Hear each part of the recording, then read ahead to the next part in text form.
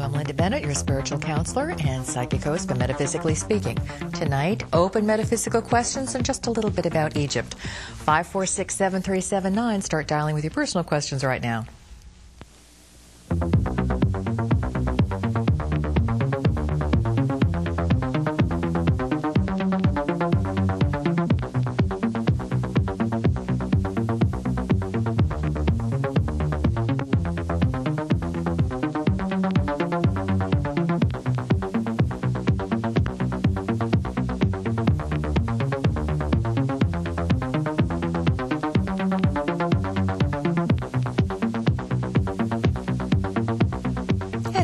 Everyone.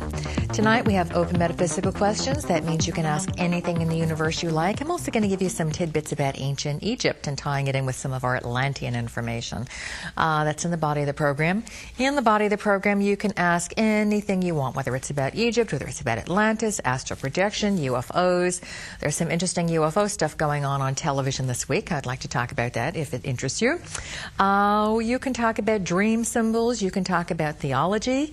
You can talk about angels and fairies, anything you like. This is open metaphysical questions, so therefore it's your night to gather up the goodies that you've been hoping to ask me and get them out. This part of the program, and again at the end of the program, your personal questions about your personal life, your careers, your family, etc. So let's start off with some questions. And also there's an extra class coming up, so I want to make sure that you have your pencils and papers to copy everything down. Caller, first name and comment or question. Caller. Go ahead, caller. We're missing a caller. Hi. Go ahead, caller. How you doing? Fine. What's your first name? Karen. Okay, Karen, what's your question? Okay, caller, first name and comment or question. We having a problem here? Let's go to the next caller. No, I'm sorry. Okay. Linda? Yes. It's Eileen. Okay, Eileen, what's your question? First of all, I just found out you're on a different channel. I'm on Channel 9 as usual. Well, I just got you on 7, and I also got you on Channel 7 last week. No kidding. I wonder how that's happening. I know, because I put on Channel 9, and I got nothing, and I thought, this is odd, and then I switched the channels around, and I caught you on 7. Is your TV set on the right number? As far as... What town do you live in? Palm Harbor. Should be Channel 9. It's also Channel 7? Yeah. Oh, okay. They're telling me it's also Channel 7. What do I know? When did that happen? I know nothing. Oh, well, anyhow, my question is related to my daughter. Her name is Jennifer. Okay. She's been seeing a marriage counselor for, as far as I'm concerned, too long. Right. It feels like forever. I was just wondering if you saw when this was going to end, or to me, this marriage counselor is just dragging it out, and I don't understand why they do this. Well, see, boy, are you opening up a can of worms here. What I'm feeling is the marriage counselor, she's becoming dependent upon the marriage counselor for all kinds of other things. And when I counsel someone, I do counseling of all kinds. Personal counseling, life, career, family, children, marriage counseling, everything. I set goals for people, and we work in time frames, and I will not help people continue a mess.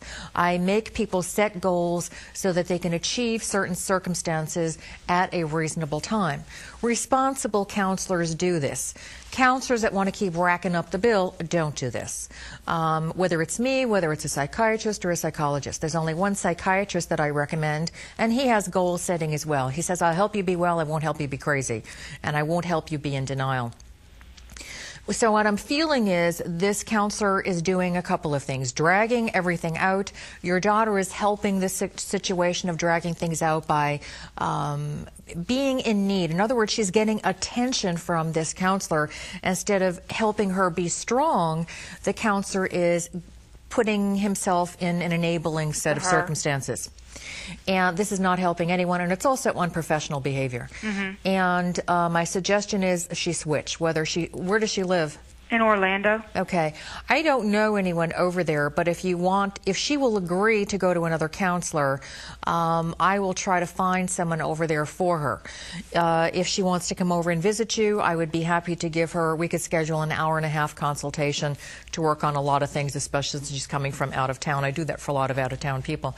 Mm-hmm. This is going nowhere. Her life is going nowhere. I keep seeing her on a merry-go-round.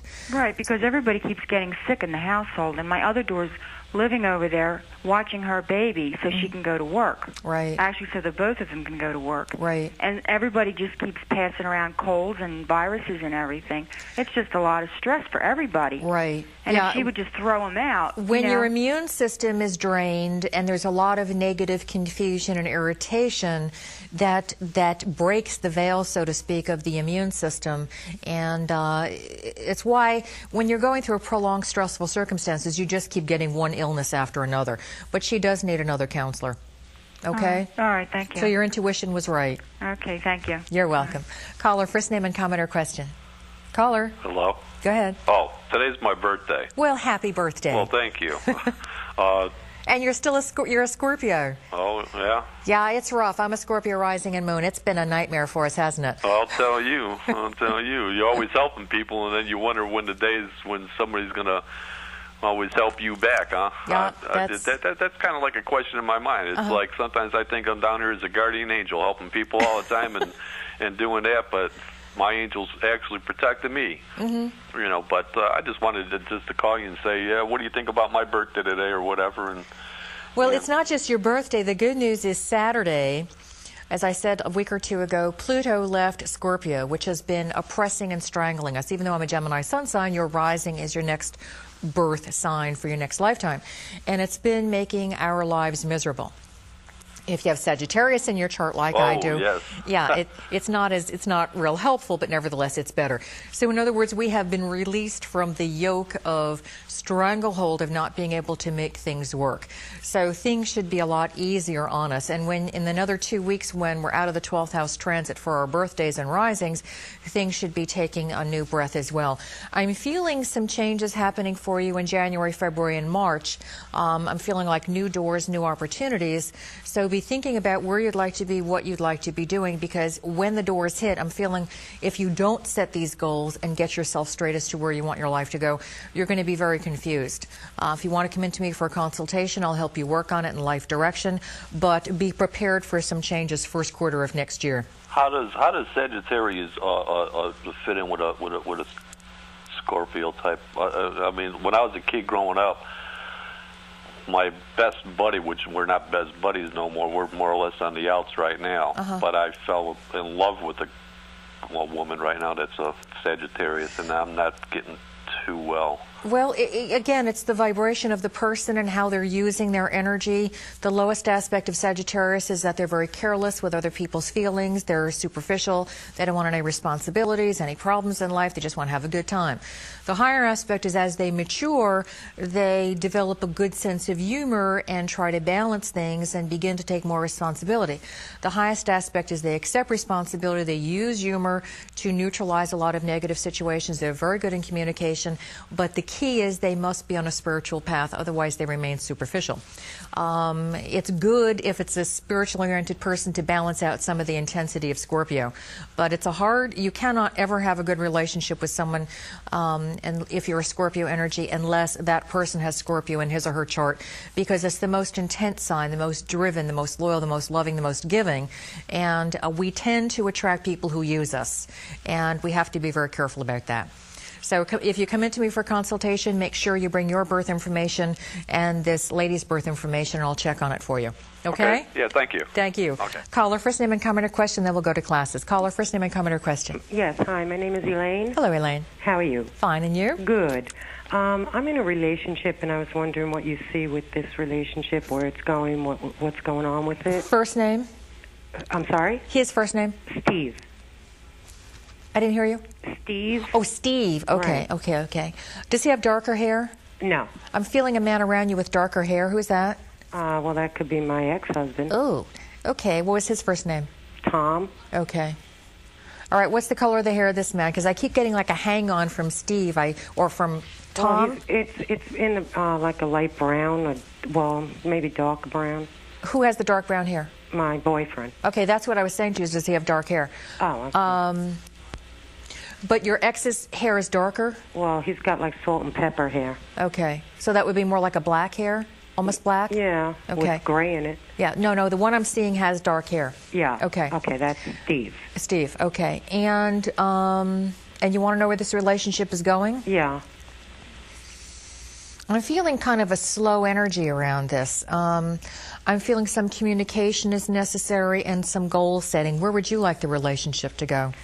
Further than it is. Okay.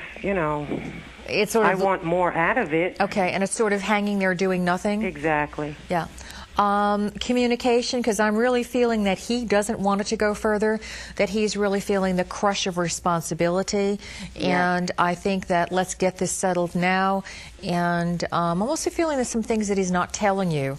If you come into me for a consultation, bring a recent picture if you can, one without sunglasses and under like some kind of hat or in the shade. As clear as I can possibly get so I can tune in for you. But that's what I'm feeling, that he's not ready to have it go anywhere else, and that there are certain things he's not telling you about himself or his life or what he's feeling. So let's get some honest communication there. Okay. Okay? All right. If you can't work it out with him, bring in a picture and I'll help you with it. Okay, that sounds great. Okay, good. Okay, thank you. Okay, caller, one more caller we can fit in here. Caller, first name and comment or question. Hi, Linda. This is Charlou. Hello, Charlou. I'm calling because they're having cutbacks at my job after the first of the year, and I'm very concerned about either being laid off or having money cut back or whatever. Yeah, you could be. You may want to try home health care. Home health care? Yeah. Do they do weekends? I don't know. Okay. I don't have the agency. What do I know? I just know that you're eminently qualified. You can pick your hours, pick your cases, etc., and that may be your answer. And you know what? I'm feeling kind of a closed-in feeling there because I remember where you work, and I'm feeling it's time to get out. I'm really feeling it's time to get out. Really? Yeah. I'm really feeling it's time to get out. Yeah. It's everybody's so concerned, and we're all beside ourselves, and we just don't know which way to turn or what to do. I'd like to see you in home health care while you're continuing your degree. Oh. Okay? Okay, I'll sure consider that. Okay. Hope I see you at some of the classes. You'll see Shirley and I there next month. Good. Okay, great. Thanks. Bye. Take care. Bye-bye now. Stay with us for more Metaphysically Speaking.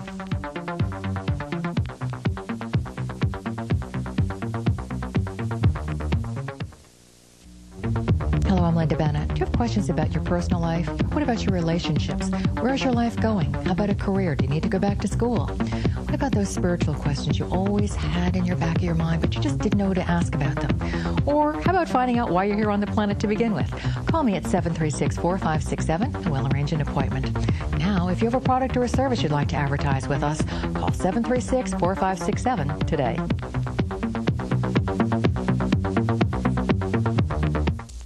And we have, why am I looking at myself? We're supposed to be doing the meta moment, guys. This is a very long meta moment, and this is talking about those of you who are concerned about whether the government is shutting down or not. Whether the government is shutting down or not. These are some very interesting statistics that we have here. One B-2 stealth bomber costs $530 million. Where are the graphics for this? The Medicare cost for all poor and near poor families in the United States, $500 million. So if we eliminated one stealth bomber, we would not only be taking care of all the Medicare costs, but we would be saving $30 million. The United States alone will spend over $3 trillion in 10 years planning for war. That is $3 million a day. For the next 2,730 years. 10% of this spending, just 10% of it, could solve all of humanity's major problems.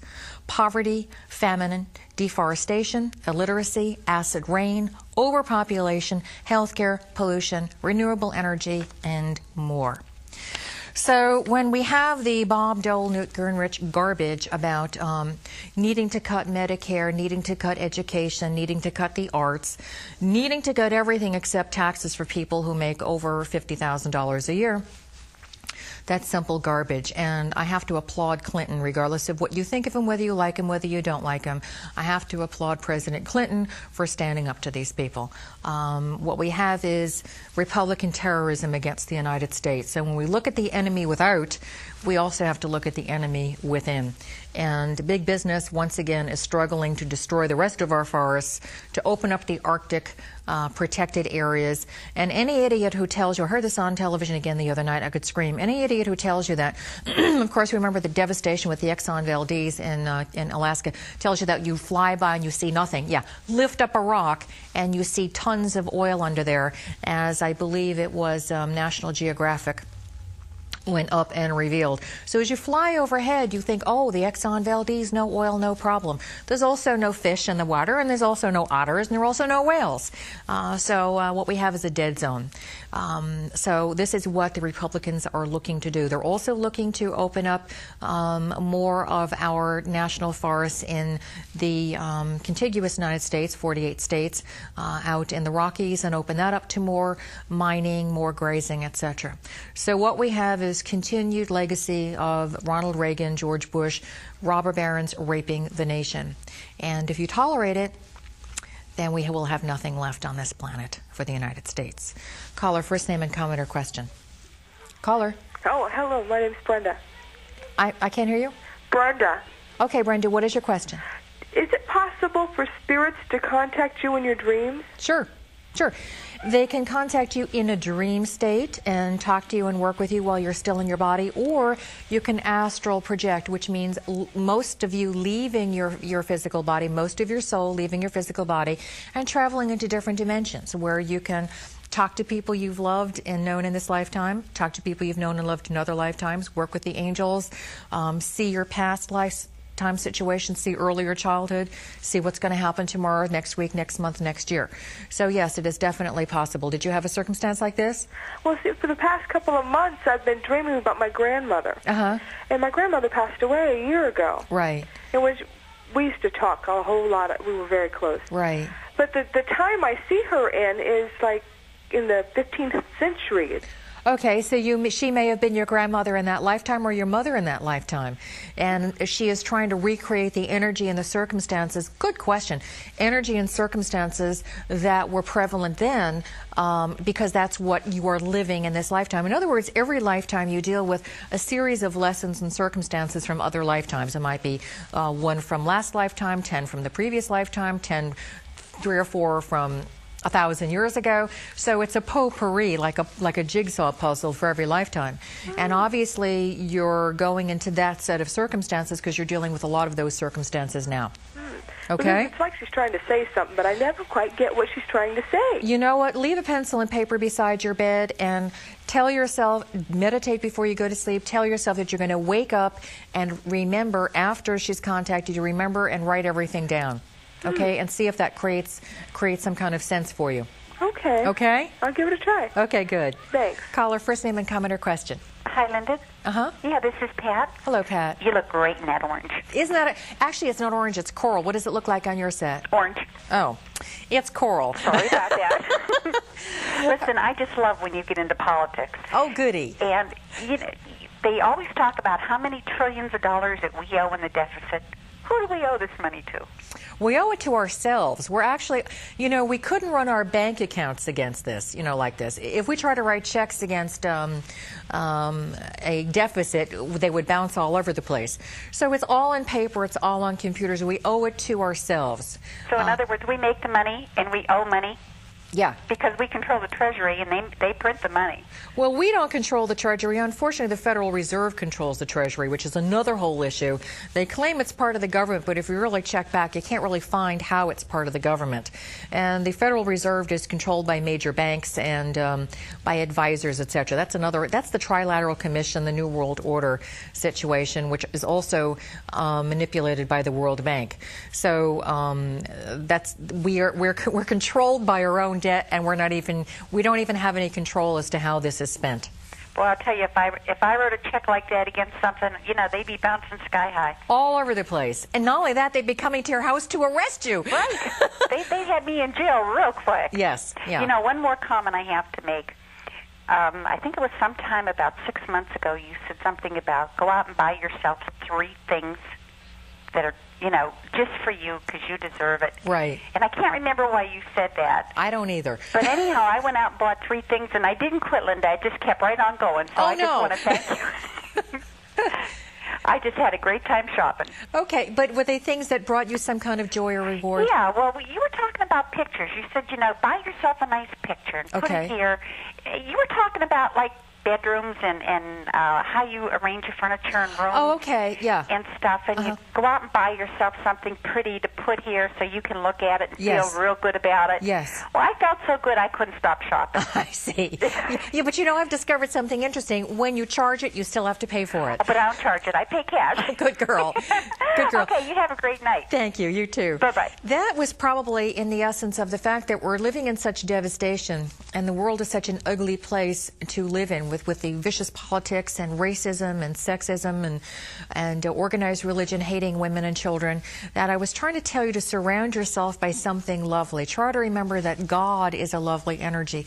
The angels are a lovely energy, that there are better planetary energies to live on that are lovely, and to try to bring something of goodness in your life, whether it's a crystal, a beautiful picture, and you can go buy a poster and frame it. It does not have to be expensive, but bring something of loveliness into your life. Plants are lovely, and you can buy plants for $2. Caller, first name and comment or question. Caller. Hello, my name is Rosemarie, and I'm trying to find out maybe something about the karma about being anorexic or bulimic, and maybe how to help that. The karma of it? Is there a karmic kind of thing that goes with that? That's very interesting, because years ago, I worked with a girl who was anorexic, and her mother sent her in. And I kept flashing on numbers on her wrist. And I said to her, and I kept seeing that she had died in a Nazi concentration camp. And I said to her, I have to tell you what I'm seeing, because she'd been to psychiatrists, she'd been everywhere. And she had this guilt, and I said to her, you're having a guilt about eating food. And she said, yes. I said, it's not just that you want to lose weight, that you think you're fat. She said, no. I'm so guilty about putting food in my mouth. So I said, I tell you what I'm feeling here, that I keep seeing a number on your wrist like you were in a concentration camp. She started to cry, and she said, I have had dreams all my life about being almost like a skeleton with a bunch of other people in some kind of barracks. And I said, I'm feeling that's what you were in your last lifetime. You reincarnated too quickly. And that put an answer to it. That helped her understand. I remember this because I had lots of contact with her mother after that.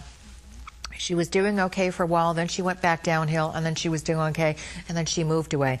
So a lot of times you have memories of where either you didn't have enough food and you felt guilty about eating, or you deprived other people of food, or you just didn't have enough food, and that's a memory, that's your mind's eye as to how you should look, or that how you did look, and there's an oppressive energy about it. So there is a variety of different sets of circumstances that could be involved in that. Okay? Yes. And once you have developed anorexia or bulimia, you now have a permanent chemical imbalance in your body. The foods that I work with have food systems that deal with the endocrine system and rebalance the body chemistry. So if you have someone like that, please bring them into the food meetings, get them started on the foods that will rebalance the body chemistry. They don't need Prozac to cheer them up, and they don't need Elavil and all these kinds of chemistry drugs. They need their body systems balanced normally. That's okay? Yes. And that's a good question. Well, thank you. You're welcome. Bye-bye. Okay, we're out of time. Go to the next segment. Is that the story? What do you want to do, guys? What do you want to do? Okay, wrap it up. Stay with us. We'll be right back.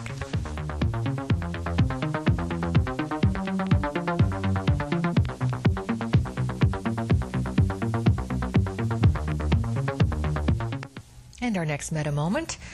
Only when the last tree has died and the last river has been poisoned and the last fish has been caught will we realize that we cannot eat money. And that's a 19th century Cree Indian saying. So I suggest we focus on that. And I suggest you call the local congressmen and senators to Washington and tell them you would like them to get their acts together. Specifically, Bilirakis and Mac tend to be the voters most frequently against our environment and the better things that should be done for the planet. Okay, I want to talk for a moment. This is open metaphysical questions. I want to talk for a moment about something I saw last night. I can't remember if it was the Discovery Channel, Learning Channel, whatever. about Egypt. And it's really fascinating to me because last week I talked about blood studies being done on the Basques. These are the people in remote regions of northern Spain and southern France who claim they are not part of any other group of people in Europe. They claim to be from Atlantis. We talked about this in the Atlantis class. Lo and behold, National Geographic comes out with some DNA studies that are being done after the Atlantis class, saying that these people do not belong to any group of people in Europe, and they were there way before. Well, this sort of like proves and substantiates their claim. Also, they have a language that's like none other in the world, and it's closer to Sanskrit than any other language, which is the closest language to old Atlantis. Now, last night there was a program on about Egypt. And those of you who have come to my classes and saw one of the classes that I did with a tape on the Sphinx, which they have proven is over 10,000 years old, we know that Atlantis went down about 10,000 years old at the very last point. We know before we left Atlantis, we went out to other parts of the world and settled them, India, Egypt, being part of them, being some of the areas. And we know that the modern quote-unquote Egyptologists, who are unfortunately all Muslims because they're suppressing a lot of good Egyptian information, are terrified at finding the ancient secrets that are in the pyramids and in the Sphinx. So this program for an hour was talking about dating and excavation, and also the astronomy that works with the alignment of the three major pyramids and the Sphinx. See, now that they have computer technology, they can not only project forward, but they can project backwards. And what they have discovered is that the three pyramids line up with the constellation of Orion, the belt of Orion. And there are two pyramids together and then one slightly off, and that's exactly the way the belt of Orion is. Well, they went back 10,500 years ago, which is 10,500 BC, which is 12,500 years ago. Lo and behold, the lineup of the three pyramids are exactly the way the belt of Orion was 10,000 years ago. It was also in the age of Leo. Now we're entering the age of Aquarius. This was the age of Leo. And we know that the original Sphinx head was the sign of the lion.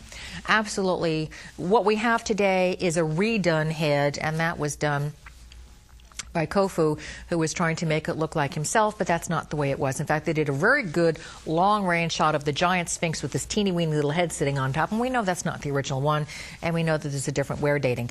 So what's fascinating is all of us who have been saying for many years, including Edgar Cayce, who was born far earlier than I was, talking about the fact that we in Atlantis settled different parts of the world, that the Sphinx and the pyramids are part of the ancient world that people built when we left Atlantis, are proving to be true. They also talked about the fact that through echo sounding and modern techniques, they have discovered that there is a chamber buried underneath the Sphinx, in front of the Sphinx. The Egyptian government, as I've talked about before, is refusing to allow further excavation. They won't refuse to allow excavation beneath the Sphinx. They refuse to allow excavation and exploration of going behind this door that they have found through that little camera, if many of you saw that show on the Discovery Channel. The reason is the Egyptian government is controlled by the Muslims. The Muslims, the Catholics, the Christians, the Jews are terrified of finding ancient truths buried in there because they'd be wiped out. That would be the end of the patriarchal religions, because the ancient Atlantean religion, even though it bastardized into the males trying to control the females, the original teachings were the balance of the entire universe, the male and the female being equal.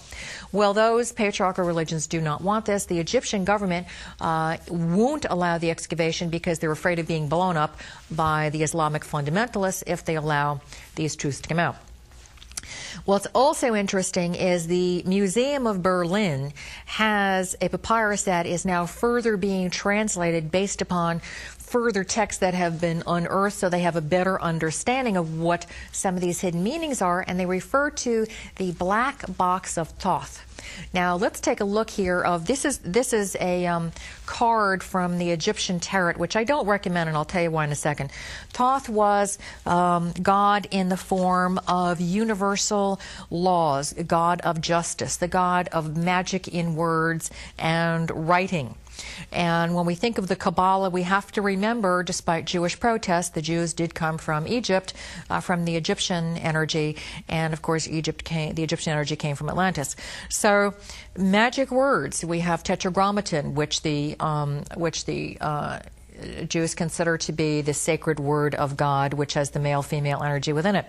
So Thoth is considered to be the keeper of justice and universal truth, and also of holy records.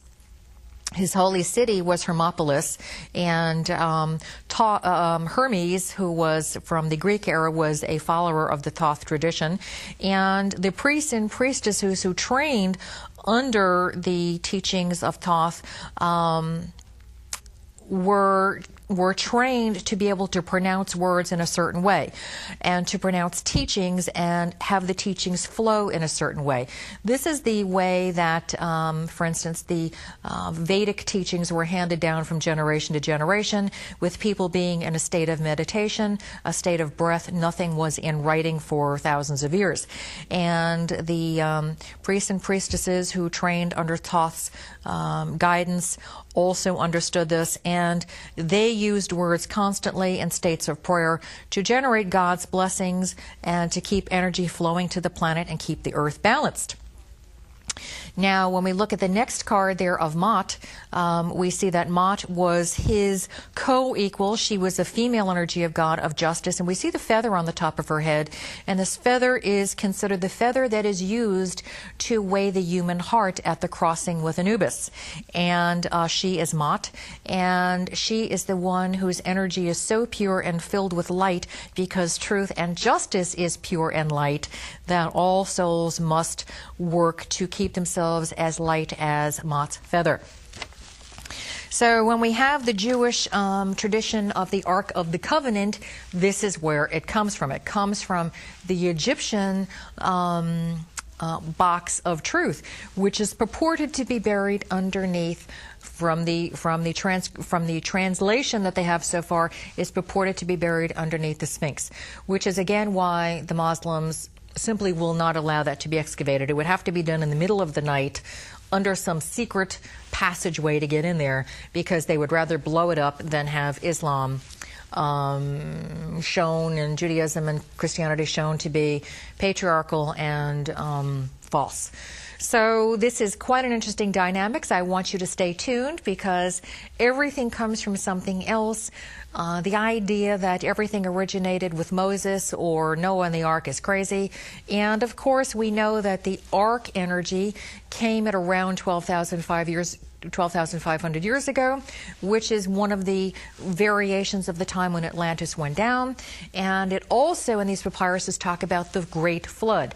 All the religions on the face of the earth talk, all the cultures, the Hopi Indians, talk about the Great Flood, and it all dates back to around the same time.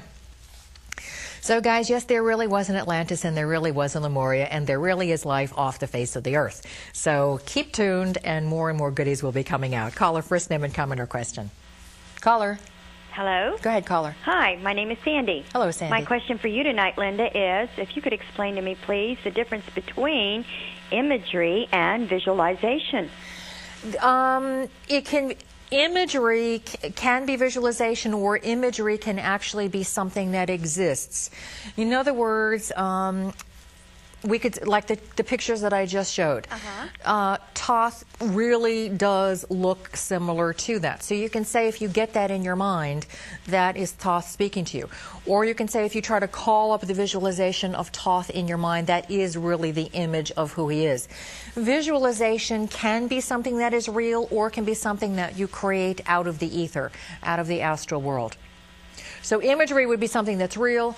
A visualization can be real, or something that you create in your own mind. Oh, well, that's a very good explanation. It helped me to understand it a lot better. I appreciate that. My pleasure. And you do look great in the coral. Thank you. Okay, have a good evening. You too. Bye-bye. Caller, first name and comment or question.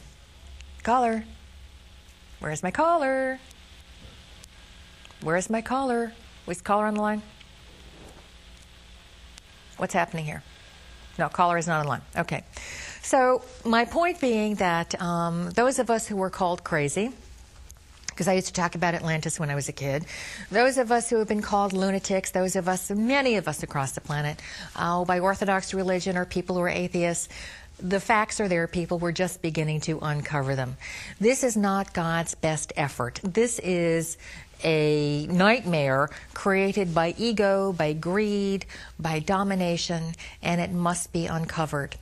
If you understand that we are all equal, that we are all sparks of God, that we all are both male and female, female, male, and in perfection neither, just like the God source, there will be no such thing as one person, one religion, one sex better than the other, because we're all equal in the universe. Stay with us for our journey.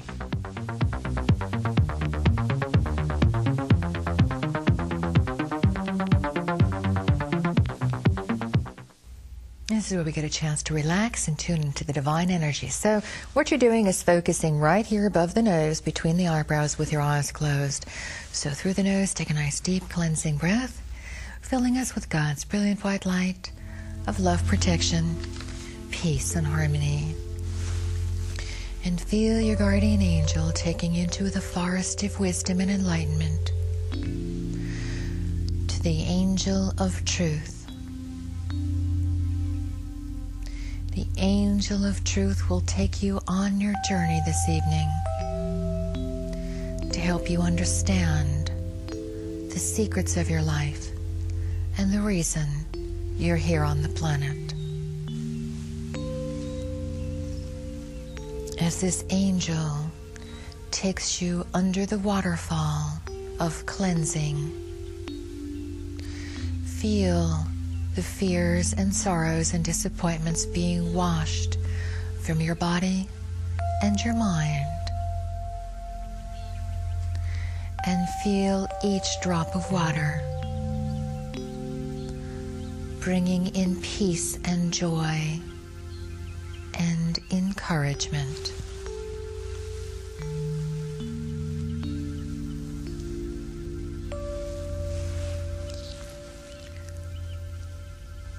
And feel yourself standing in front of the tree of knowledge,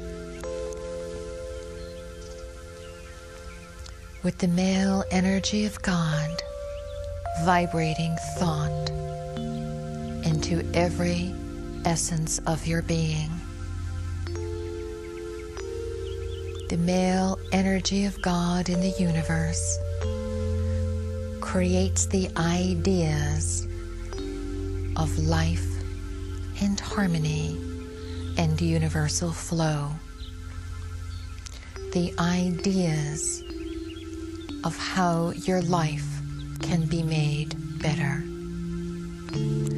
Allow the male energy of God to reach out the branches of the tree and surround you with truth and wisdom, so that you may see your life more clearly.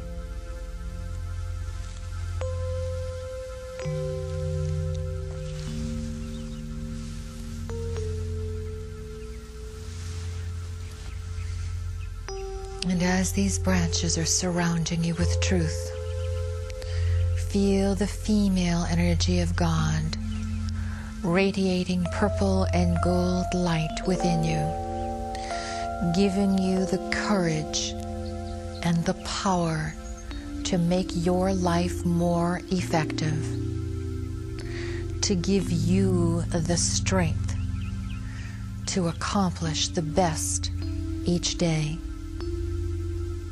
The female energy of God, of the universe and within, gives you the power of creation and the power to destroy what is not good, and the power to recreate what is better.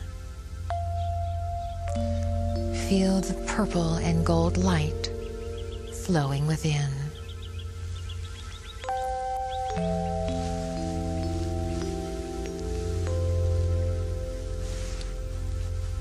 Now feel the total balance of ideas and creation flowing in harmony from the conscious to the subconscious, from the subconscious to the conscious.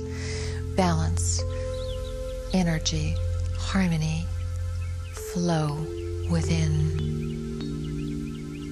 As God in all forms flows through your soul, your mind, and your body, and it awakens you to inner truth, inner harmony, inner peace.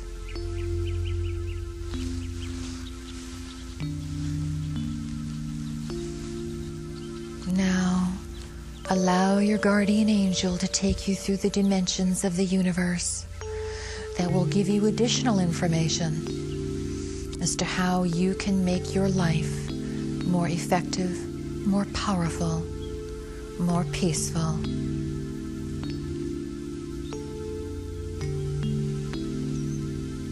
Allow all the images to flow within you, the truths that are there for you to see. Have no fear, only joy at this opportunity of awakening.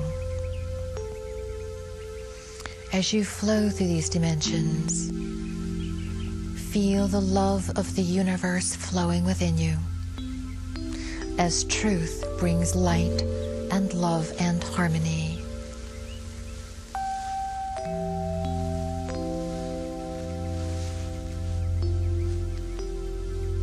Feel this light radiating across the planet to all beings, all creatures, all forms of life. As your soul grows and blossoms, feel your energy being enhanced.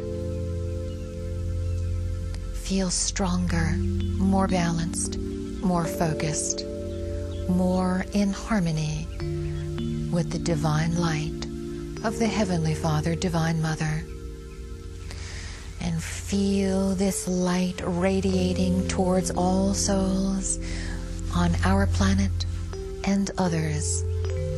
God's light flowing to us, and our love and light flowing back to God and all souls through the galaxies. For we are one with God. We are one with the universe. Okay, by the way, also make sure that you're calling the pet resort to reserve the spot for your critters. And if you're not going away and you're having company, might be a good idea to put the critters in the pet resort so that they don't get out of the house by accident or don't get upset with all the different people coming in and out. Caller, first name and comment or question. Caller. Yes, hi, Linda. Go ahead. Yeah, my name is Danny, and I opened a business about a year and a half ago, and I'd like to know how you see me doing in it. I don't think you're doing, I'm not feeling you're doing as well as you could be doing. I'm feeling there's a couple of blocks there. What's one of the problems that you think you're having? Well, right now I feel that I'm doing pretty well. There are some things that it's an auto detailing business, and I feel that some things should be coming through. I'm at an auto auction, and, you know, I don't know. I'm just pretty much just in limbo seeing what's happening in the next year or so. I'm feeling you need to generate another aspect of your business, and I don't. What does auto detailing do? What does that do? We clean up the cars. I'm located at an auto auction, okay, and we clean up the cars for them. And you know, basically, like I was saying, I'm kind of in limbo there. It could go either way. They could take it from me, or I can, you know, stay there also. Okay, so that must be what I'm feeling, one of the blocks. You may want to stay there a while longer, but I would like to keep your eyes open about going into your own business, okay? Getting your own setup. I keep feeling somehow you have to be more autonomous, but I also feel you have to branch out into another area. So again, I don't know what else is entailed with getting the cars ready, and what else you could do, but I feel you have to maybe hook up with an auto body or someplace that does paint touch-ups or something like that. You need to be a little more comprehensive in your services. Okay, thank you. Caller, first name and comment or question. Caller. Hello? Go ahead, caller. My name is Brenda. Hello, Brenda. And I'm in a relationship that I've been in for a while. Uh-huh. And I want to know if it's going to go anywhere further or... Well, I'm getting kind of lumpy. You know, getting lumpy. Is this lumpy because there are clogs in the way, or lumpy because it's up and down? What's going on here? It's up and down. We have been together for like 9 years. We have 2 daughters. And I don't know what... I'm to a point where either it's going to go better or it's going to get worse and I'm getting out. Yeah. I'm not feeling it's going to go much better. Again, if you want to come in to me, bring a recent photo, bring his birth information. I just see him closing up more and more and more. And, boy, I'll say maybe there's a 25 to 30% chance of things of getting better. But if you don't come to me for counseling, you're going to have to go to somebody else for counseling. And dragging him, kicking and screaming and bound and gagged, I don't care how you do it. Because he's not, he just, as I see him closing more and more, he's cutting himself more off from the opportunities of making the relationship better. And especially with children, I hate to see a relationship completely go down the hill, but that's where it's headed right now. Okay? Like I said, we've been together for 9 years. Right. And I feel like it's all me working at it. You are. And again, I just see him getting more and more closed up. It might be something astrological where he's going through a transition and he's not doing well in it. But he's never fully participated in this relationship anyhow. And it's just getting worse as time goes on. So I would suggest you come in to me and again, bring a recent photo and I'll tell you what else I feel. But there's got to be counseling here, for even just for you to know how to handle this. But it's not going to work without counseling and changes from him. And he just really doesn't see the need to do it. No, he doesn't. Well, we're both the same sign. Well, that doesn't matter. You know, I mean, you can have the best chart in the world and be a jerk, and you can have the worst chart in the world and be on the spiritual level of the energy. 30 seconds left in the program. I do not believe this. So I hope I see you soon, and I hope I see you quickly, because holiday times are coming, and that's when things tend to get worse. By the way, that reminds me, I'm trying to take extra appointments for holiday time starting now for you guys, because I know there's a lot of upsetment going on emotionally for you. So call my office, and I'll do the best I can for you. If you just open your hearts and minds to God's universal truth, you're going to know that God and the angels are always with you. Stay with us.